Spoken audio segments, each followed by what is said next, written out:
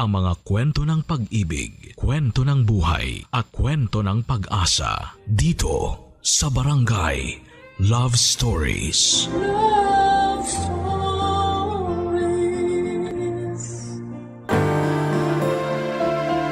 Ang pagmamahal ng isang ama ay walang katulad. Siya ang sandigan at gabay natin sa bawat hamon ng buhay. Ikaw, kabarangay, paano mo maipapakita sa iyong ama na pinapahalagahan mo siya? Dear Papa Dudut, magandang araw po sa inyo at sa lahat ng mga kabarangay natin. Araw-araw po akong nakikinig ng Barangay LS. Nakakatuwa po talaga yung mga kwento ng mga senders ninyo. Minsan nakakaiyak at minsan naman ay nakakatuwa. Pero ang pinakagusto ko yung pakiramdam na hindi ako nag-iisa sa hirap ng buhay tuwing napapakinggan ko ang mga pinagdadaanan ng mga senders ninyo. Ako nga pala si Liam, hindi po ako lumaki sa marangyang pamilya at tinutulungan ko lamang po ang papa ko sa pagbebenta ng karne sa palengke para makaraos kami sa pang-araw-araw na mga gastusin.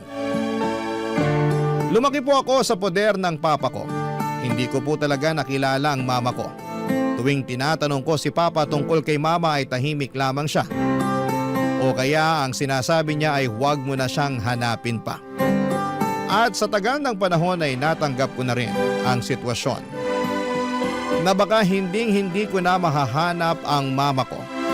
Pero ayos lang naman po sa akin yon kasi ni minsan ay hindi naman ako pinabayaan ni papa. Si papa na ang nagsilbing nanay at tatay ko. Simula noong bata pa lamang ako ay siya na ang kasama ko sa lahat ng bagay. Nakita ko kung gaano siya nagsumikap bilang tendero sa isang maliit na karnehan sa palengke para lamang mapag-aral ako. Hindi man kami mayaman pero ramdam ko naman yung pagmamahal niya. Kaya pagkatapos ng klase ko ay pumupunta ako kaagad sa palengke para tulungan si papa. Mahirap po talaga ang buhay namin, Papa Dudut. Lalo na't halos lahat ng kamag-anak ni papa ay pasaway. Sobrang gulo po nila. Laging may problema at ang iba sa kanila ay may mga bisyo pa.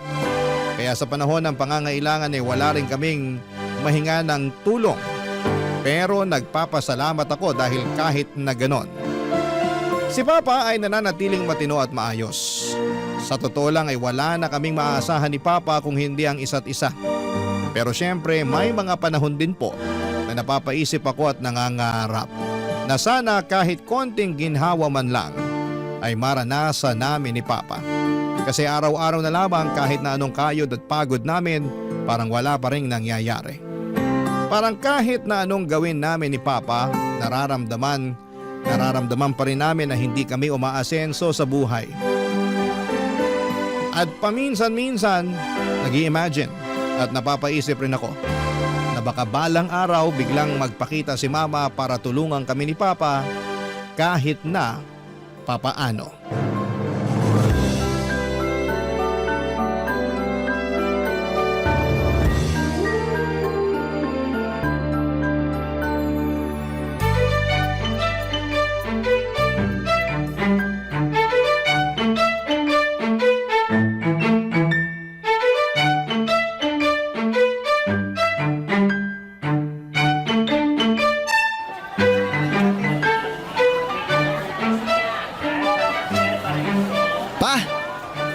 O Liam, mabuti naman at nandito ka na. Maano po? Kaawaan ka ng Diyos. Kamusta yung pag-aaral mo, ha? Ayos naman po. Mabuti naman kung ganon. Palagi mong pagbubutihin yung pag-aaral mo, ha? Yan na lang ang natitirang paraan para umasenso tayo sa buhay kahit papaano. Alam ko naman po yun. Pero alam nyo pa, may naisip ako na mas magandang paraan. Ha? Anong ibig mong sabihin? Bakit di na lang kaya tayo gumawa ng illegal? Ano bang pinagsasabi mo dyan, bata ka? Ang baba kasi ng sahod kapag legal yung trabaho. Kaya napagtanto ko na baka aasenso tayo sa buhay kung gagawa tayo ng illegal. Oy, gusto bang matulad sa mga kamag-anak natin na puro patapon ng mga buhay? Hindi solusyon yan, Liam. Kaya naman po, di na kayo mabiro. Pwes, hindi magandang biro yan.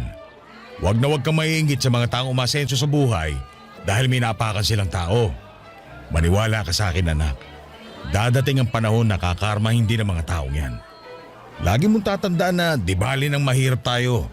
Basta lumalaban tayo ng patas sa buhay. Ay, alam ko naman po yun. Ay, pa! May gusto po sana ako itanong sa inyo. Pero sana huwag kayong magalit ha. Bakit? Ano yun? Mayaman po ba si Mama? Ako, Liam. Mag-abang ka na lang ng mga bibili dyan ng karne. Painggan niyo muna kasi ako. Isipin niyo ha, pinalaki niyo ako na mag-isa. Tapos ni minsan, hindi man lang tayo natulungan ni Mama. Siguro panahon na para singilin natin siya, di ba? Bakit? Hindi pa ba sapat yung ginagawa kong lahat para sa'yo? Hindi naman po sa ganun. Yung akin lang naman, kayo po yung sumalo ng lahat ng responsibilidad at obligasyon ni Mama. At sobrang di po patas yun para sa inyo. Anong sinasabi mo?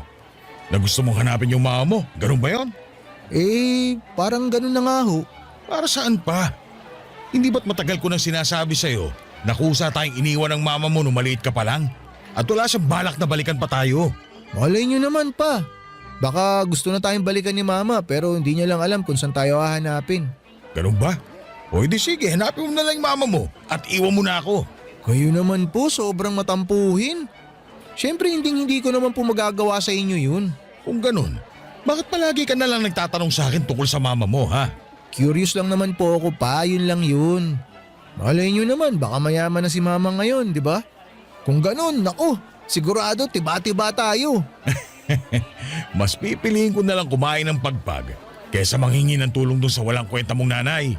Ikwento nyo na kasi sa akin kung bakit tayo iniwan ni Mama. Ang tagal-tagal ko na nagtatanong sa inyo pero ni minsan hindi nyo man lang ako sinagot ng maayos. Alam mo kasi, may mga bagay na dapat nililibing na sa limot. Yung mga ganyang klaseng bagay, hindi na dapat hinahalungkat yan. At isa pa, maayos naman tayo na wala yung mama mo, hindi ba? Nakakakain pa rin naman tayo na maayos. At kahit sira-sira yung bahay natin, at least may nasisilungan pa rin tayo, hindi ba? Ay, kung sa bagay. Pero pa, kung sakaling mayaman na nga si Mama at kung sakaling tutulungan niya tayo, makakaasa po kayo. Makakaasa na ano? Makakaasa kayo na tatanggapin ko yung tulong niya. Ang hirap ng buhay ngayon, tatanggi pa ba ako? Kayo talaga mga bata ngayon. Ayaw nyo nakakaranas ng hirap sa buhay. Gusto nyo yung tipo na kukuha nyo kagad yung mga gusto nyo. Ano nyo naman nasabi yan? Lahat kasi ng gusto nyo, nakukuha nyo kagad.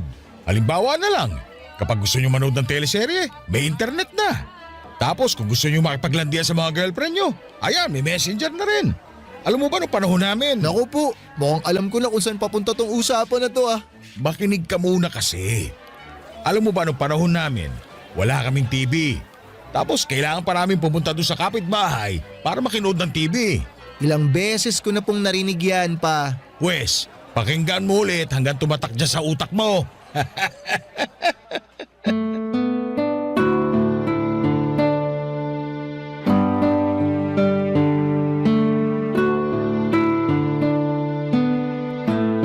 Papadudot dinaan ko na lamang sa biro ang mga sinabi ko tungkol kay Mama noong araw na yon.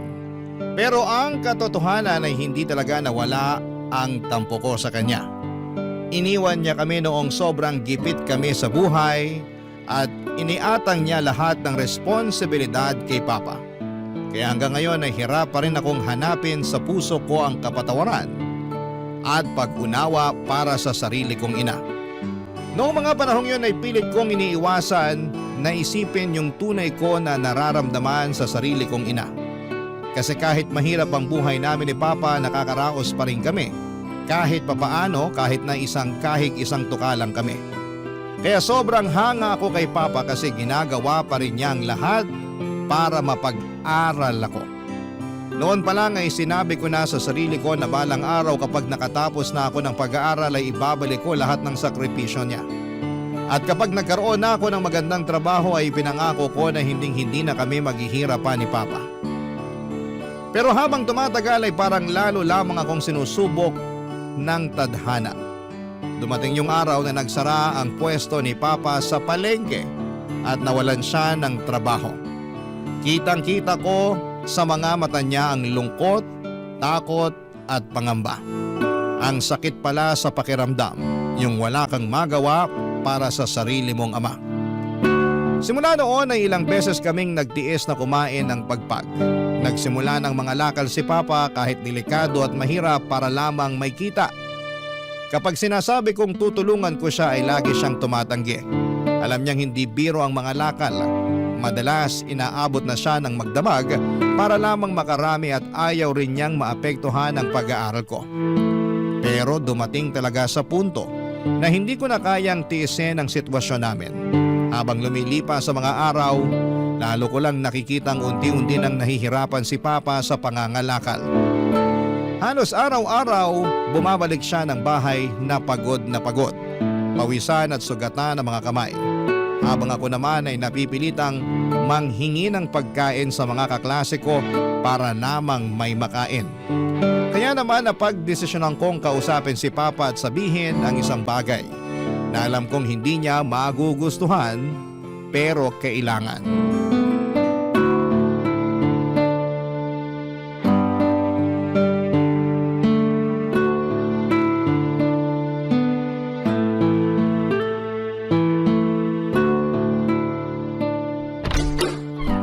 Pa, mabuti nakauwi na kayo.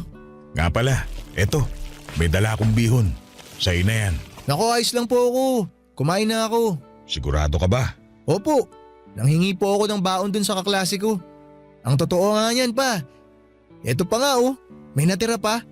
Hatiin po natin tong hotdog at chicken nuggets na binigay sa akin ng kaklase ko pa. Sa'yo na yan, anak. Alam kong kailangan na kailangan mo yan lalo pat ngayon nag-aaral ka. Oh, eto ang bihon. Isama mo na rin dyan. Pa, buong magdamag kayo ng alakal eh. Kailangan nyo rin naman kumain kahit papano. Huwag mo na akong intindihin. Ayos lang ako. O sige, ganito na lang. Sa inyo na po yung bihon, sa akin na lang tong natirang baon ng kaklase ko. Okay po ba yun? Sige na. Hindi ko nga alam kung bakit pa natin pinagtatalunan to eh. Para tayong mga sira. Maniwala po kayo sa akin, gutom lang yan. Maupo na po kayo. Mabuti na lang talaga at nakatikim na rin tayo ng ibang pagkain. Nakakasawa na rin kasi yung pagpag eh. Naku, sinabi nyo pa. O eto po, sa inyo na tong hotdog oh. Sige lang, kumain ka lang dyan. Magtatampo po ako sa inyo pag di nyo po tinanggap yan. Sige na nga, mapilit ka eh. Nga pala pa, may sorpresa po ako sa inyo. Ano yun? Saglit lang po kukunin ko lang sa bag ko.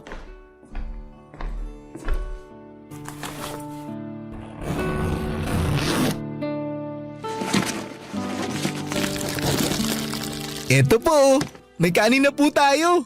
Uy, saan mo naman nakuha yan? Lagay ko na po rito Anak, Ayan. umami ka nga sa akin. Ninako mo ba yan?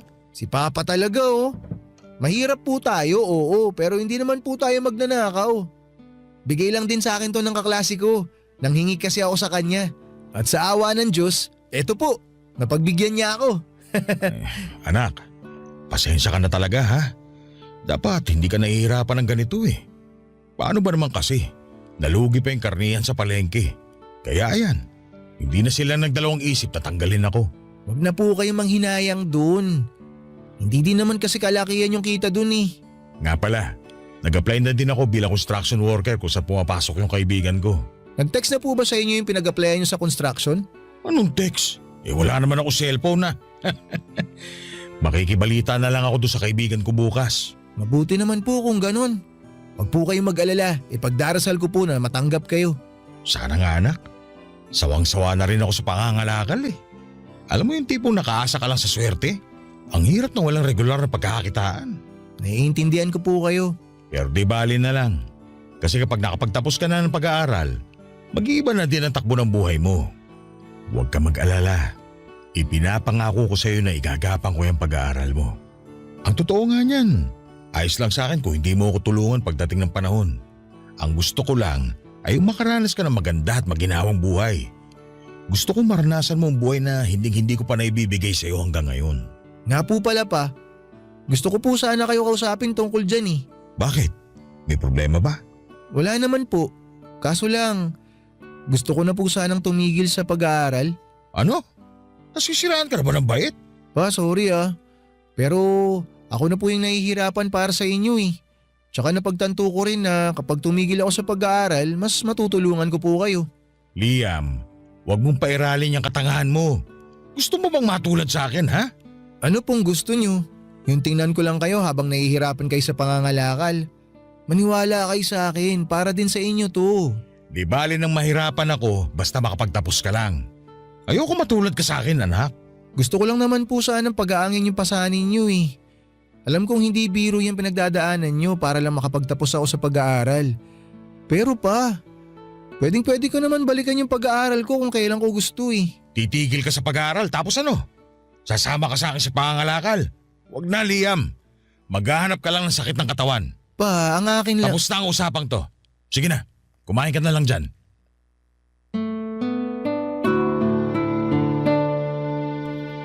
Papa Dudut, hindi talaga pumayag si Papa na tumigil ako sa pag-aaral. Sa totoo lang ay nalulungkot ako noon kasi alam kong mas lalo lamang siyang nahihirapan sa tuwing pinipilit niya na makapagtapos ako.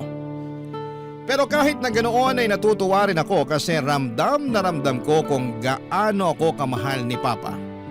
Kaya niyang tiisin lahat ng hirap para lamang mabigyan ako ng magandang kinabukasan. Nang mga panahong yon ay sobrang gipit na kami. Pakiramdam ko ay hindi pa rin kami pinapabayaan ng Diyos. Kasi isang araw ay natanggap si Papa sa trabaho sa construction na matagal na niyang ina-applyan. Sobrang saya ko noon kasi sa wakas ay may regular na siyang kita at hindi na niya kailangang mangalakal sa pang-araw-araw. Iniisip ko kaagad na gusto ko ring tumulong kaya sinabi ko sa kanya na gusto ko ring mag-apply sa construction. Pero tulad ng inaasahan ko ay nagalit lamang si Papa at sinabi niyang hindi po pwede. Na ang dapat ko raw unahin ay ang pag-aaral ko. At dahil mahal ko si Papa, sinunod ko siya at wala na akong sinabi pa. Sobrang saya din namin noong unang beses niyang sumahod. Ang una pa niyang binili ay 2 mura na second-hand cellphone sa kakilala niya sa construction. Tuwang-tuwa po ako noon at sobra po akong nagpasalamat kay Papa. Hindi bang kami biglang umangat pero ramdam ko yung unti-unting ginhawa. Sa mga panahong yon, naniwala talaga ako na kapag marami ka ng pinagdaan ng hirap, darating din ang panahon na makakabawi ka, nagagaan din ang lahat. Pero dumating ang panahon na parang sinampal ako ng tadhana at pinaalala na hindi pa pala tapos ang laban. Na kahit gaano ka na katagal lumalaban, may mga bagay pa rin na hindi mo kayang paghandaan, Papa Dudut. Barangay Love Stories. Barangay Love Stories. Unti-unti ko nang napapansin na may mga pagbabago kay Papa. Nung una'y napansin ko na parang mabilis siyang pumayat. Akala ko ay dahil lamang sa pagod sa trabaho sa construction. Sanay na kasi ako na umuuwi siyang pagod pero habang tumatagal ay mas lalong halata ang pagbagsak ng katawan niya. Hindi lang siya basta napapagod, palagi na siyang hinihingal. Grabe siyang pagpawisan kahit na hindi mainit at kung ano-anong sakit sa katawan ang bigla na lamang niyang nararamdaman. Minsan nagreklamo siya ng pananakit sa dibdib at minsan sa likod at minsan naman ay wala siyang ganang kumain. Ramdam ko na may mali na. Pero pilit niyang sinasabi na okay lamang siya. Hanggang sa isang araw habang nasa eskwela ako ay nakatanggap ako ng tawag mula sa isa sa mga katrabaho niya. Ang sabi niya ay bigla na lang daw nawala ng malay si Papa sa trabaho at agad na isinugod sa ospital. Hinding-hindi ko makakalimutan ang araw na yon. Pakiramdam ko ay parang tumigil ang mundo ko, Papa Dudut. Sobrang lakas ng kaba ko at hindi ko mapigilan ang iyak ko habang nagmamadaling pumunta sa ospital. Sa isipan ko ay baka yun na ang huling pagkakataon na makikita ko si Papa. Pagdating ko sa ospital, agad akong dinala sa doktor na tumingin sa kanya. Doon ko nalaman na may thyroid disease si Papa at hindi na pala bago yon. Matagal na raw niyang nararamdaman ang mga sintomas pero hindi niya sinasabi dahil ayaw niyang mag-alala ko. Hindi ko alam kung ano ang mararamdaman ko noon, Papa Dudut, halo-halong takot, pangamba at konsensya. Litong-lito ang isipan ko. Lalo na't hindi ko alam kung saan ako kukuha ng pera para sa pagpapagamot niya. Sobrang bigat sa pakiramdam kasi alam kong kapag hindi ko ito nagawa ng paraan ay baka mawala sa akin si Papa. Pero sa gitna ng lahat ng takot at gulo sa loob ko, isang bagay lang ang malinaw. Gagawin ko ang lahat kahit na ano para lamang gumaling si Papa. Ipinangako ko sa sarili ko na hindi ako susuko dahil kung paano niya ako ipinaglaban noon, ako naman ang lalaban para sa kanya ngayon.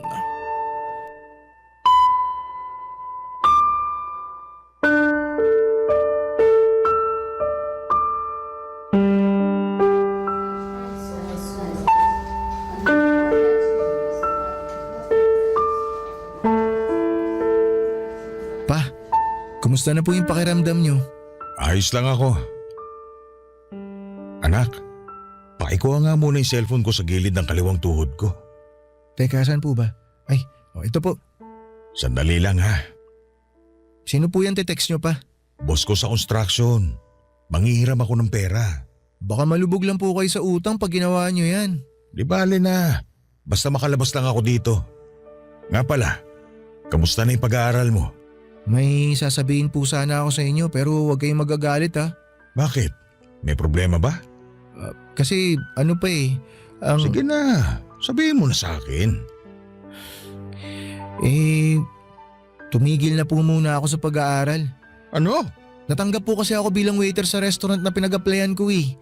Tsaka sa Makalawa na po ako magsisimula. Anak naman, ba't mo naman ginawa yun? Pa, wag na po kayong kumontra.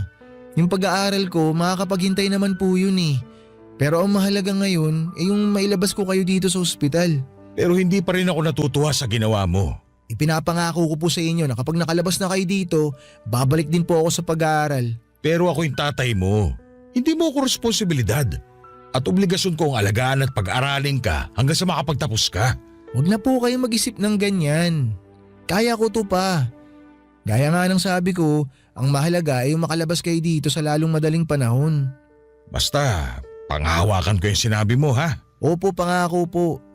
Basta mailabas ko lang po kayo dito tapos mabayaran ko lang ng buo yung gastusin natin dito sa ospital. Hindi yun. Ha? Ano pong hindi yun? Panghahawakan ko yung sinabi mo na balang araw, magtatapos ka sa pag-aaral mo. Opo, pangako po yun. Babalik po agad ako sa pag-aaral. Oh, sandali lang. Yung boss nyo na po ba yan, pa? Oo. Ay, hindi pa daw siya sigurado kung matutulungan niya ako. Huwag na po kayo ma-stress. Ako na pong bahala sa inyo. Pasensya ka na anak ha. Pakiramdam ko kasi parang wala akong kwentang ama. Huwag nga po kayo mag-isip ng ganyan. Ni minsan po hindi ko naisip yan. Kasi para sa akin, kayo ang pinaka-the best na papa. Sinasabi mo lang yan para pagganin ng loob ko eh. Papa naman, hindi po. Simulat sa pool, nakita ko na po lahat ng sakripisyo nyo para sa akin. Kaya ngayon, sana pa, hayaan nyo na po ako na matulungan kayo. Maraming salamat anak. Huwag ka mag-alala.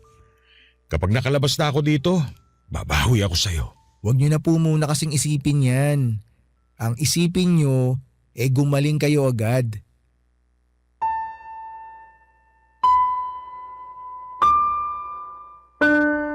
Papadudot yun na po siguro ang pinakamabigat na pagsubok na dumating sa buhay ko. Hindi ko na mabilang kung ilang beses akong nag-overtime sa restaurant. Kahit pagod na ako, kahit halos hindi na ako nakakakain ng maayos o nakakatulog ng sapat. Para lamang makalikom ng pera, pambayad sa pagpapagamot ni Papa. Gabi-gabi akong umuuwi na halos gumagapang na sa pagod pero bit-bit pa rin ang pag-asa na balang araw ay makakaahon din kami.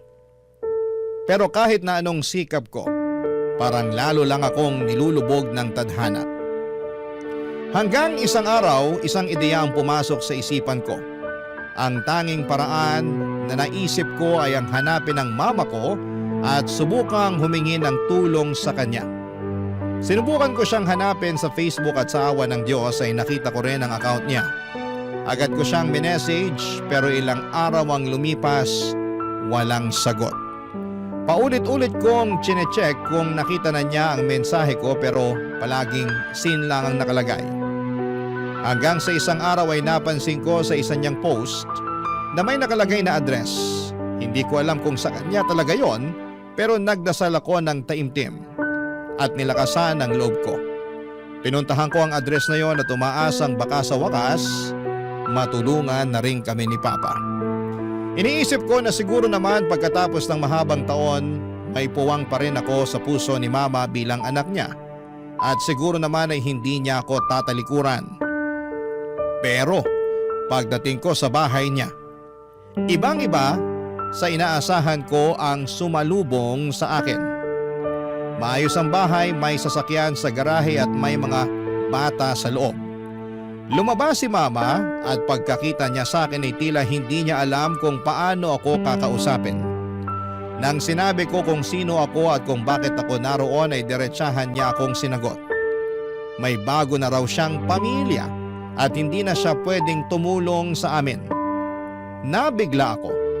Parang biglang lumamig ang paligid.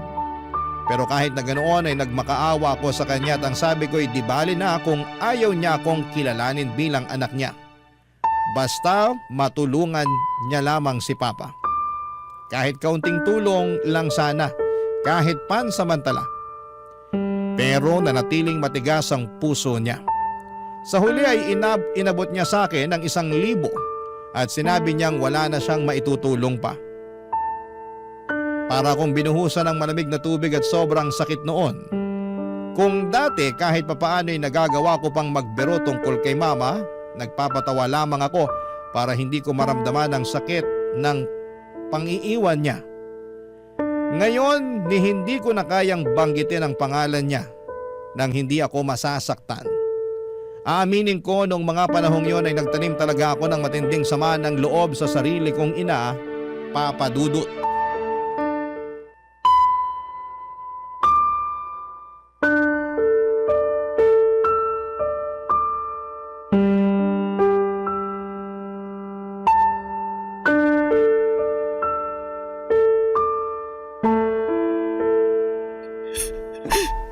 Oh, Liam, bakit ka umiiyak?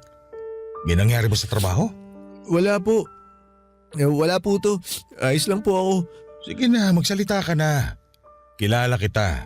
Alam ko may bumabagabag dyan sa isip mo. Pinuntahan ko po kasi si ano eh. Pambihira ka talagang bata ka, oh. Ano ba kasi nangyari, ha? Pa, Sino pinuntahan mo? pinuntahan ko po si Mama. Liam, bakit mo naman ginawa yun? Para saan pa? Nagbaka sakali po kasi ako na... Na ano? Natulungan niya tayo? Sinasabi ko sa'yo, umaasa ka lang sa wala. Pa, siguro panahon na para sabihin niyo sa akin kung ano ba talaga nangyari sa inyo ni Mama. Ang totoo niyan, ayoko na sana ikwento to sa'yo pero ipinagpalit ako ng mama mo sa kano. Wala siyang kwentang ina. Sana magdusa siya sa piling nung kano na yon. Isinusumpa ko na hindi siya magiging masaya at habang buhay siya magiging miserable. Anak, tama na yan. Ito mismo yung dahilan kung bakit ni minsan hindi ko ikunento sa'yo yung tungkol sa mama mo. Kasi kilala kita eh. Alam ko magtatanim ka lang ng sama ng loob kapag nalaman mo yung ginawa ng mama mo bago niya tayo iniwan. Ang totoo niyan pa, may isa pang dahilan kung bakit galit na galit ako kay Mama eh. Bakit? Anong ginawa ng mama mo sa'yo? Nung kinausap ko siya na tulungan tayo, tinaboy niya lang ako na parang asong kalye. Tas binigyan niya ako ng 1,000. Yan ang nga ba sinasabi ko eh. Dapat simulat sa pool pa lang nakinig ka na sa akin. Walang kwenta yung nanay mo. Pero... hindi rin naman kita masisisi kasi lumaki ka na wala siya sa tabi mo. Eh ang gusto mo lang naman eh makilala siya. Kung alam ko lang na ganun pala kagaspang yung ugali niya, dapat hindi ko na siya nilapitan eh. Ang ihabang niya. Akala mo kung sino porke nakapag-asawa lang ng kano. Isinusumpa ako, lalagapak din siya sa lupa balang araw. Liam, makinig ka. Naiintindihan ko kung saan nanggagaling ang galit mo. Kasi yan din mismo yung naramdaman ko nung iniwan niya tayo. Pero kasi anak, ayokong lamunin ka ng galit mo. Kaya hayaan na lang natin siya. Eto yung 1,000 binigay niya. Alam niyo kung ano nababagay dito? O eto, tinan niyo maigi gagawin ko. Oh, ayan. Uy, ano ka ba naman? Ba't mo inagis yung pera? Hindi ko matatanggap yung 1,000 na yan na galing sa maruming babae na yon. Ikaw naman kasi anak eh. Ba't mo naman kasi tinanggap kung labag naman pala sa loob mo? Ewan ko ba pa? Nung inabot niya sa akin yung 1,000, bigla na lang ako natulala. Pero kung may babalik ko lang yung panahon, isasaksak ko sa bibig niya yung 1,000 na yan eh. Oh, kumalma ka. Tignan mo nga yung mukha mo. Namumula ka na sa galit. Paano naman tayo pa? Anong ibig mo sabihin? Aaminin ko nahihirapan na ako sa trabaho. Kahit anong sipag at tiyaga yung gawin ko, hindi pa rin sapat yung perang naipon ko para maipagamot kayo. O ngayon, naiintindihan mo na ako. Ito yung dahilan kung bakit gustong gusto ko na makapagtapos ka ng pag-aaral. Anak, sobrang lupit ng mundo sa mga taong walang pinag-aralan. Tsaka ako na muna iisipin yan pag magaling na kayo. Huwag ka mag-alala. Kaya ko to. Ako pa ba? Hindi ako mamamatay. Masamang damo yata to. Kayo talaga, nagawa niyo pa magpatawa. Makinig ka sa akin. Kinaya natin na wala yung mama mo sa napakahabang panahon. Pero naghihirap at nagdusa rin naman tayo. Pero hindi mo mababago ang katotohanan na kinaya pa rin natin ang wala siya. Kaya Liam anak, kalimutan mo na yung mama mo ha. Huwag ka mag-alala. May awang Diyos. Malalampasan din natin ang pagsubok na ito. Kahit anong mangyari, hindi na ako lalapit sa kanya para humingi ng tulong. Pinapangako ko yan. Sige lang, magalit ka. Ilabas mo ang lahat ng sama ng loob mo sa kanya. Pero pagkatapos ng araw na to, kalimutan mo na yung sakit na idinulot niya sa'yo ha. Mabuti na lang talaga nandiyan kayo pa. Hindi ko alam kung anong gagawin ko pag pati kayo nawala sa akin. Paniwala ka sa akin. Hindi ako mawawala sa'yo. Hindi ka nga rito. Payakap nga. Mahal na mahal ko kayo pa. Mahal na mahal din kita anak. At kahit pagod na ako ay pinilit ko pa rin bumangon araw-araw para masustentuhan ang mga pangangailangan namin ni Papa. Lalo na ang gamot niya at mga bayarin sa ospital. Hindi naging madali pero wala akong ibang pagpipilian kundi ang kayanin ito. Wala akong panahon para manghina o magreklamo. Dahil alam kong walang ibang tutulong sa amin kundi ako lamang. At aaminin ko rin kahit na sobrang sama ng loob ko kay mama kahit ilang beses ko nang gustong kalimutan siya. Hindi ko pa rin magawang i-block ang account niya sa Facebook. Siguro kasi may parte pa rin ng puso ko na umaasa kahit kaunti na isang araw, makakatanggap ako ng mensahe mula sa kanya na nagsisisi siya, nahihingi siya ng tawad o baka sakaling mag-alok ng tulong. Pero hindi dumating ang araw na yon, Papa Dudut. Hanggang sa natutunan ko na lamang tanggapin na marahil, hindi na talaga niya ako kailanman kikilalanin bilang isang anak. Yung 1,000 na ibinigay niya sa akin ay kinuha ko ulit yon at ipinambili ko na lamang ng gamot ni Papa. Labag man sa loob ko, alam kong mas mahalaga ang kalagayan ni Papa kesa sa pride ko. Pero habang inaabot ko sa kasirang perang yon, hindi ko maiwasang maramdaman na parang binili ako ni Mama. Yung 1,000 na yon, sa dami ng taon na nawala siya, sa dami ng gabi na umiiyak ako habang hinahanap siya, yun lang ang ibinigay niya. Para sa akin, hindi lang pera yon. Isa yung paalala na sa paningin niya ay wala akong halaga. Masakit pero wala akong magagawa, kundi ang lunukin ang lahat at magpatuloy. Napagtanto ko rin sa mga panahong yon kung gaano kahirap maging mahirap. Kasi kapag mahirap ka, parang wala kang karapatang magreklamo, magdamdam o humingi ng tulong. Parang lagi kang nasa ilalim ng paa ng ibang tao. May mga pagkakataong pakiramdam ko ay binabastos na ako ng mga tao sa paligid ko, pero wala akong magawa kasi kailangan kong tiisin ang lahat para lamang mabuhay. Napaisip din ako noon. Siguro kung mayaman lamang ako, kung maayos lang ang itsura ko at desente ang bihis ko, noong nagpakilala ako kay Mama ay baka hindi niya ako basta-basta itataboy. Baka tinanggap niya ako at kinausap niya ng mas maayos. Pero hindi ganon ang nangyari, Papa Dudut. At kahit mahirap tanggapin, Kailangan kong lunukin ang katotohanan na ang mama ko ay isa palang matapobre, makasarili at walang pusong tao. Barangay Love Stories. Barangay Love Stories. Dumating din yung araw na tumawag yung boss ni Papa at nagkausap sila. Napagkasunduan nila na tutulong siya sa amin at papautangin niya kami ng pera para sa pagpapagamot ni Papa, pero ibabawas na lamang yon sa sahod ni Papa buwan-buwan. Naaawa raw kasi siya kay Papa, lalo na nang minsang dumalaw siya sa ospital at nakita niya mismo ang kalagayan ni Papa. Sobrang bigat daw sa loob niya kaya hindi na siya nagdalawang isip na tulungan kami. Sobrang tuwa ko po talaga noong araw na yon at ramdam ko na kahit sobrang pagod ako sa trabaho sa restaurant, yung tipo bang parang wala ng patutunguhan ng lahat, ay bigla akong nakahinga. Kasi kahit papaano ay may liwanag na kaming nakita sa gitna ng mga problema. Grabe talaga ang pasasalamat ko noon kasi alam kong kahit paunti-unti ay makakabangon na muli kami ni Papa. Lalo na't nakalabas na siya ng ospital. Pero syempre hindi ibig sabihin noon ay naging madali na ang lahat. Kailangan pa rin naming bayaran ni Papa ang perang inutang namin. At ako naman tuloy pa rin ang pagtatrabaho sa restaurant.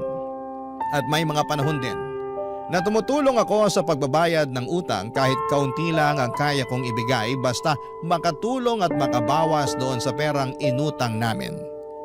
Ngayon, Papa Dudut, sobrang laki ng pasasalamat ko dahil sa wakas ay nakaligtas na rin si Papa sa kondisyon niya. Matagal din akong nabuhay sa takot at kaba kaya noong gumaling si Papa ng tuluyan, parang nabunutan ako ng tinik sa dibdib. At sa lahat ng pinagdaanan namin ay may isang bagay talaga akong natutunan. Walang halaga o kapalit ang pagmamahal ng isang magulang. Walang anumang pera ang makakatumba sa sakripisyo at malasakit ng isang magulang na tunay na nagmamahal sa anak niya. At sa tingin ko, yung lahat ng pinagdaanan naming pagsubok, lalo na yung halos mawala na kami ng pag-asa ay naging paraan na rin siguro ng Diyos para ipakita sa akin ang isang mahalagang katotohanan. Baka gusto niyang ipaunawa sa akin na hindi ko kailangang hanapin o pilitin pa ang presensya ng mama ko sa buhay ko. At baka gusto niyang ituro na sapat na ang pagmamahal at presensya ni Papa Dudut.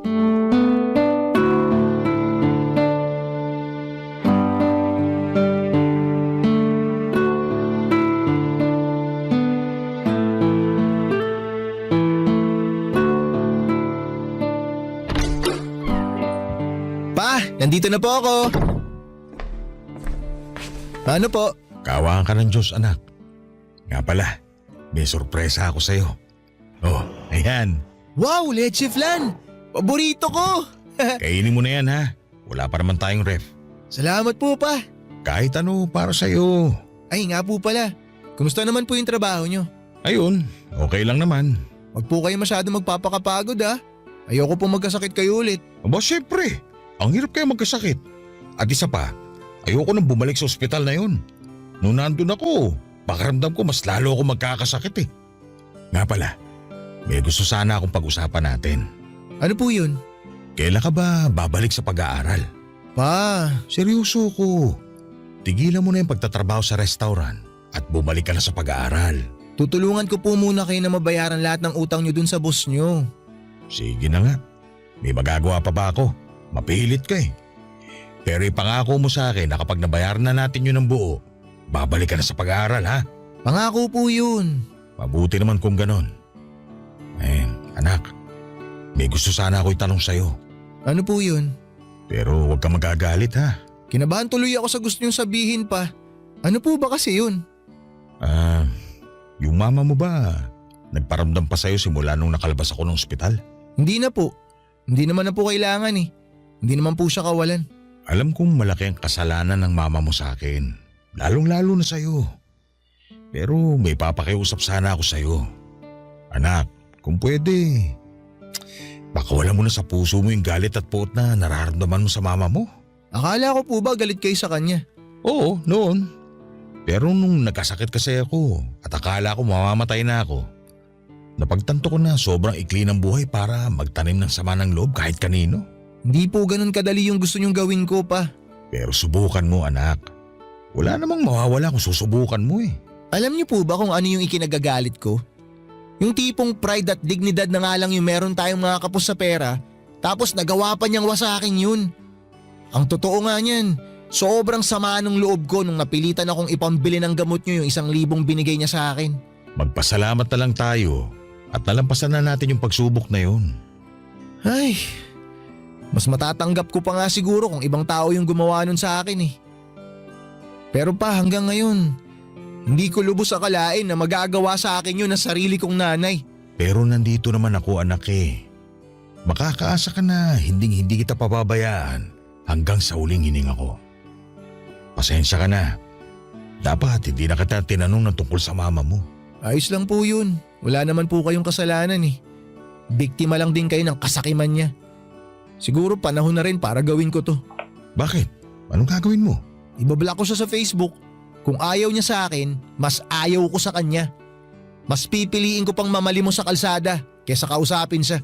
Sige, ikaw ang bahala anak. Kung yan ang makakagaan dyan sa nararamdaman mo, susuportahan kita. Salamat pa.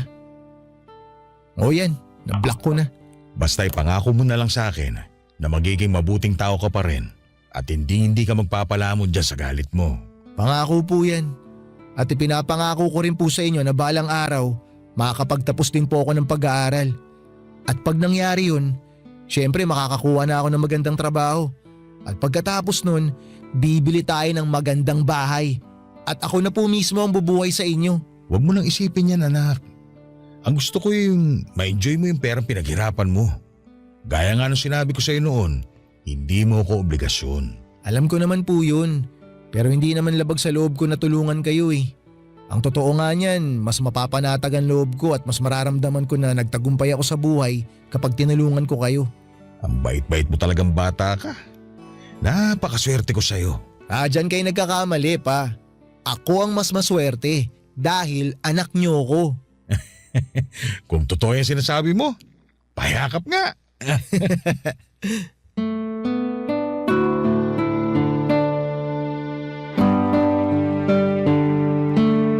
Naging mabait sa amin ang Diyos. Hindi nagtagal ay tuluyan na rin naming nabayaran ang perang inutang namin sa boss ni Papa. Napakalaking ginhawa ang dulot noon sa amin. Lalo pang gumanda ang sitwasyon nang makapasa ako at matanggap sa scholarship na matagal ko nang inaasam. Naging working student din po ako para kahit papaano ay may naitutulong ako sa mga gastusin sa bahay. Nung una ay mariing tumutol si Papa sa desisyon kong maging isang working student. Sabi niya ay baka raw hindi ko kayanin ang pagsabayin ng trabaho at pag-aaral. At baka bumagsak lamang ako sa klase dahil sa pagod at puyat. Ayaw niyang makita akong nahihirapan lalo pat alam niya kung gaano ko pinapangarap na makapagtapos ng pag-aaral. Para sa kanya, sapat na raw na nakas-scholar ako at sana raw ay doon na lamang ako mag-focus. Pero hindi ko binitawan ang desisyon ko. Araw-araw ko siyang kinukumbinse. Maingat kong pinaliwanag sa kanya na hindi tungkol sa pagsasakripisyo ng pangarap ko, kundi ito'y paraan ko para kahit papaano ay makatulong ako sa gastusin namin sa bahay. Ang sabi ko sa kanya, mas pipiliin kong mapagod araw-araw kaysa makita siyang nag-iisa sa pagbubuhat ng lahat ng problema namin. Hindi naging madali ang pagpapaliwanag ko sa kanya, pero nakita niya sa mga mata ko ang determinasyon at pagmamalasakit at sa huli, napapayag ko din si Papa sa kagustuhan kong maging isang working student. Sabi niya kung yan talaga ang gusto ko. At kaya ko naman ay susuportahan niya ako basta lang daw mangako ako na hindi ko pababayaan ang pag-aaral ko. Simula noon ay naging tahimik at maayos ang takbo ng buhay namin. Hinding-hindi na muling nagkasakit pa si Papa at araw-araw ay naging panatag ang kalooban ko. Napagtanto ko rin kung gaano kahalaga ang kalusugan. Kahit gaano pa kalaki ang ipon mo kapag nagkasakit ka at naospital, mauubos ang lahat ng yon. Kaya sa mga nakikinig ng kwento ko, isa lang ang payo ko. Alagaan natin ang ating kalusugan dahil kapag nagkasakit tayo, mawawala ng saysayang lahat ng pagsusumikap natin. At sa totoo lang, hindi pa rin kami mayaman ni Papa hanggang ngayon. Pero masaya kami at wala na kaming utang na pinoproblema. Mas gugustuhin kong mamuhay ng salat pero walang utang kesa marangyanga pero baon naman sa pagkakautang. Akala ko doon na matatapos ang lahat. Ang akala ko, matahimik na ang buhay namin. Pero dumating ang isang bagay na muling gumulo sa isipan ko. Isang pangyayari na hindi ko inaasahan.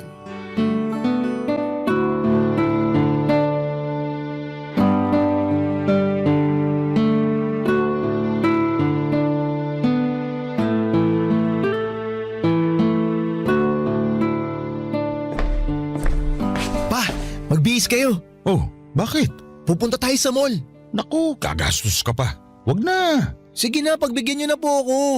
Ibibili ko lang po kayo ng bagong damit. Itabi mo na lang yung perang naipon mo sa pag-working student mo. Si Papa talaga oh. Minsan na nga lang tayo lumabas, tatanggihan nyo pa ako. Tsaka isa pa, pinag-ipunan ko talaga tong araw na to para sa inyo. Ganun ba? Opo! Eh kung ganun, sige. Pumapayag na ako. Yun! Sa wakas! Pero sa isang kondisyon. Ha? Ano namang kondisyon yan pa? Sa ukay-ukay na tayo pumunta. Ayoko sa mall. Masyado mahal mga bilihin dun eh. Ay, sige na nga. Marami namang magagandang damit sa ukay. Mismo. Sadali nga lang. Kanina ko pa naririnig yung cellphone mo ha. Sino ba yan ha? Ewan, barkada ko siguro yan. Baka gusto makipaglaro ng online games. Hayaan nyo na. O baka naman importante yan. Tignan mo muna kaya. Ay, nakakatamad eh. Kukunin ko lang yung cellphone sa loob ng bag. Nasa ilalim pa. Sino ba kasi to? Bakit anak? May problema ba? May nagme-message sa akin sa Facebook. Naku, lagot. Chicks yan no? Si Papa talaga. Sandali nga, titingnan ko kung sino to. O siya, pumapayag na ako na magkaroon ka ng nobya. Pero wag na wag mong pababayaan ang pag-aaral mo ha. Kung hindi, sasamahin ka sa akin. Hindi po chicks tong nagme-message sa akin sa Facebook. Kung ganun, sino yan? Oh, paano ako nagawa yung message nito? Binlock ko na to ah. Ay, walang iya. Gumawa pa talaga ng bagong account? Daming oras ah. Uy, kalma. Sino yan ha? Sino pa ba? Di yung asawa niyong sabik sa foreigner. Bakit daw? Humihingi ng tawad. Gusto daw akong makita. Oh, kung ganun naman pala, ba't mo kang Biyernes Santo yung mukha mo? Ang dami niyang pagkakataon para humingi ng tawad sa akin. Pero ngayon niya lang gagawin? Ano nang balak mo ngayon? Sandali lang pa. Magre-reply ako dito. Hihingiin ko cellphone number nito. Hindi ko alam kung ano yung binabalak mo pero hindi na kita pakikialaman. Total, malaki ka na naman. At alam mo na kung ano makakabuti para sa'yo. Ayun, sandali na lang talaga pa, malapit na to. Istorbo kang babae ka ha. Sa dami ng pagkakataon mo na pwede mo akong kausapin, ngayon pa talaga kung kailan kami lalabas ni Papa, pakaganda ng timing mo ha. Kumalma ka nga, Liam. Ayos! O yan, tapos na pa. Pwede tayo umalis. Saglit lang anak. Ano ba yung ginawa mo ha? Kaya ako po hiningi yung number niya kasi nagpadala ako ng 1,000 sa e-wallet niya. Tapos binlock ko na rin yung number. Sa wakas, ngayon makakatulog na ako ng mahimbing. Kasi nabayaran ko na yung perang ibinigay niya sa akin noon. Seryoso ka ba? Opo. At sigurado rin naman ako na hindi nagsisisi yung babaeng to eh. Hulaan ko. Siguro nag-away sila o kaya naghiwalay na sila nung kanu niya. O kaya may nangyaring kamalasan sa kanya. Kaya gusto niya makipagkita sa akin. Pero paano kung talagang nagsisisi na yung mama mo sa ginawa niya sa'yo? Malas niya lang kasi walang pagsisisi sa umpisa. Lahat nasa huli. Tsaka isa pa, wala na akong balak alamin kung bakit gusto niya akong kitain. Wala na rin akong pakialam kahit ilang beses pa siya gumawa ng bagong account sa Facebook. Kasi ibablock at ibablock ko lang lahat yun. Ay, pasensya na po kayo pa kung biglang pumangit yung timpla ko. Nadamay patuloy kayo. Pero pangako ko po sa inyo, ito na yung huling beses na mapag-uusapan natin siya. Mumiti ka na nga lang. Mas gwapo ka kung nakangiti ka eh. Saan pa ba ako nagmahana pa? Malamang sa akin. Halina po kayo. Pagkatapos natin sa ukay-ukay, kakain po tayo sa labas. Nako, babawi ako sa'yo kapag natanggap ko na yung sahod ko sa construction. Hanggang ngayon ay wala po akong bahid ng pagsisisi noong blinako ang sarili kong nanay sa Facebook. Siguro para sa iba, lalo na sa mga kabarangay natin ay parang ang bigat ng ginawa ko. Baka sabihin nila na masyado akong galit o sobra akong magtanim ng sama ng loob. Pero ang hindi nila alam, ang tagal kong nagtiis, ang dami kong kinimkim, at ang lalim ng sugat na iniwan niya sa akin. Hindi ito simpleng tampo lamang. Hindi ito basta-basta galit na lilipas. Ito po ay sakit na paulit-ulit niyang ibinaon sa puso ko. At hindi ko kinakahiya ang desisyong yon. Minsan ay kailangan mong palayain ang sarili mo mula sa mga taong paulit-ulit kang sinasaktan. Kahit na sila pa ang mismong dahilan kung bakit nabuhay ka sa mundong ito. Hindi po ako naging masamang anak, sa katunayan ay sobra-sobra pa nga akong umasa at sobra-sobra din akong naghintay. Pero wala akong natanggap na kahit katiting na pagmamahal at suporta na galing sa nanay ko. Kaya ngayon ay pinili ko na lamang na ituon ang buhay ko sa mga totoong tao na hindi ako iniwan. Ngayon po ay mas pinili ko na lamang na palibutan ang sarili ko ng mga taong totoo at tapat kong magmahal. Katulad po ni Papa. Siya po talagang naging sandigan ko sa lahat ng bagay. Siya ang nagpalaki sa akin, siya ang nagsakripisyo at siya rin ang nanatili sa tabi ko kahit na anong mangyari. Isa po sa mga pangako ko sa sarili ko ay balang araw kapag nakapagtapos na ako ng pag-aaral at nagtagumpay. Hindi ko pagtatrabahuhin si Papa.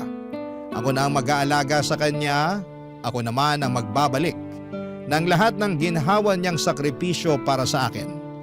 Kaya ngayon pa lamang todo na ang sipag at tiyaga ko sa pagiging working student at pag-aaral para makamit ko ang buhay na hanggang ngayon ay pinapangarap ko pa rin para sa amin ni Papa.